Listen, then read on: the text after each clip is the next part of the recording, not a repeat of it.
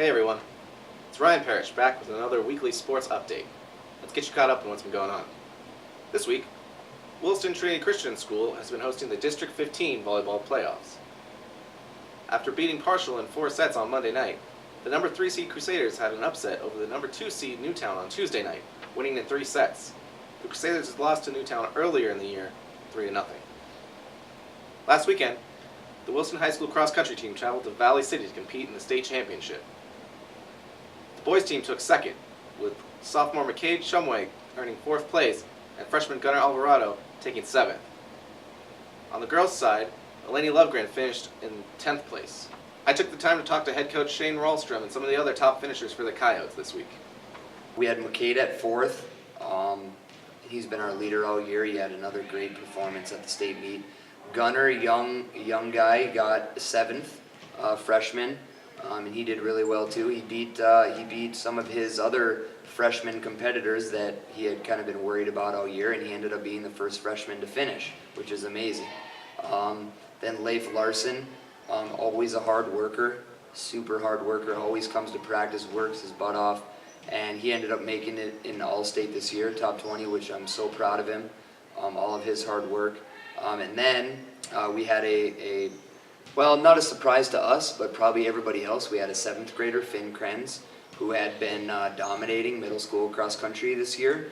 And then we bumped him up and ran with the guys, and he had a great performance in 18th. And then, like I said earlier, an honorable mention by myself really is Grayson Swain, a new guy that moved in from Turtle Mountain. He placed 21st, just out of the top 20, and he really ran tough too. He had some major nerves before the race, and he and I had a little chat, and he ended up doing so great, so I was so proud of him. So, and then a couple other guys, we had Elijah Willardson, and we had Will Olson that were in the top 40, and those guys would have been great for us if we would have had a tiebreaker, which we almost did there, and they would have helped us out a lot there. So. And then talk to me a little bit about Eleni. I know your girls team doesn't have as many members as say the boys team, but I know she ran a really good race as well. She did awesome. She coming into the state meet, she was ranked 10th, and that's the place she got. I had it's kind of funny. I had a kind of a race plan set out for her, and she fixed it for us, and she made it her own, and it was great. She kind of we talked some numbers and everything, and she made the race. Made some goal times per mile times how she wanted them for her to be as successful as possible, and she went out and did that and executed perfectly for her to run to get in the top 10, which is so great for an 8th grader. The beginning of the season, I wanted to be top 10. That was my goal after finishing 20th last year.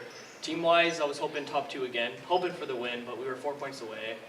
But I'll take that. And finishing 4th was a big motivation, and looking back and seeing Gunnar finishing 7th, Leif 14th, and Finn 18th, that was awesome. Having 4 guys in the top 20, and Grayson just missing it, got 21st, but it was so much fun to run it, and everyone had fun.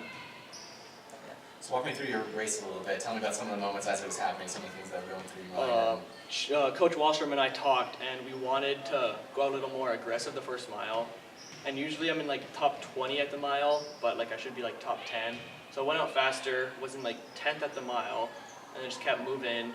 And we made surges throughout the race, and I would surge to 2nd place, and then die down a bit, and then just keep surging back. So I was in between 4th, 3rd, and 2nd, the last 2 miles. But it was just so much fun at the end. Just gave it my all, and everyone did too. It was a good race. For sure. So, Coach was talking to me a little bit about how next year you guys obviously want to keep getting better and better. So what are you going to do to kind of battle complacency and make sure that you guys achieve your goal next year to get even better than you were this year?